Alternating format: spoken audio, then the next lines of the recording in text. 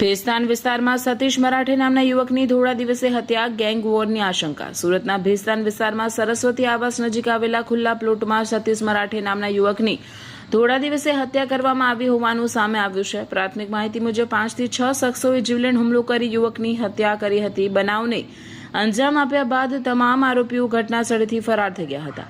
ઘટનાની જાણ થતાં સ્થાનિક પોલીસ ઉપરાંત એસીપી અને ડીસીપી કક્ષાના અધિકારીઓ તાત્કાલિક સ્થળ પર પહોંચી તપાસ શરૂ કરી છે.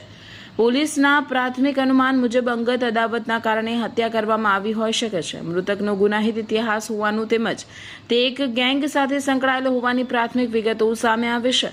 આથી સમગ્ર મામલામાં ગેંગ વોરની દિશામાં પણ તપાસ હાથ ધરવામાં આવી રહી છે. રિપોર્ટર નૈતિક રેશમવાળા, સુરત.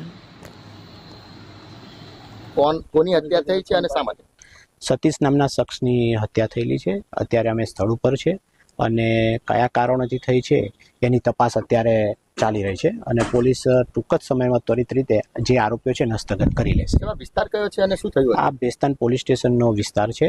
અહીંયા આગળ જે અત્યારે અમને જે જાણવા મળ્યું છે કે આની હત્યા કોઈ અંગત અદાવતને કારણે થઈ છે, શું છે એ બાબતે અમે પોલીસ મહેનત કરી રહી છે. સાહેબ, શું માર્યું હતું અને કેટલા આરોપી હતા? તીક્ષ્ણ હત્યારા હતા. પ્રથમ દ્રષ્ટિએ જોતા 5 થી 6 લોકો હોય એમ લાગે છે, છતાં પણ તપાસ ચાલુ છે.